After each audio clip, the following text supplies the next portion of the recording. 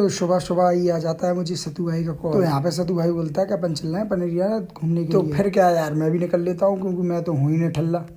तो हमें दिखता है रास्ते में भानगढ़ का किला, और भानगढ़ के किले को टाटा बाय बाय करते हुए हम निकल लेते हैं सीधी अपनी मंजिल। तो मंजिल की मेन रास्ता पे तो पहुंच गए थे, लेकिन यहाँ पे आगे पता चला कि यहाँ का मौसम बहुत ही अच्छा है, लेकिन भाई रास्ता बिल्कुल भी अच्छी नहीं थी। खैर छोड़ो, जैसे तैसे हम आखिर झरने पे पहुंच ही जाते हैं। तो सतू भाई रानू भाई अपने मजे में तो लग जाते हैं। तो आओ यार, मैं आपको मजे दिलाता हूँ झरना का व्यू दिखा के। जाना क्या जा रहा जो पर्वत भी मुझको रोके, मुझे रोके, मैं ठोकरों से उड़ा दूं 2 पल में।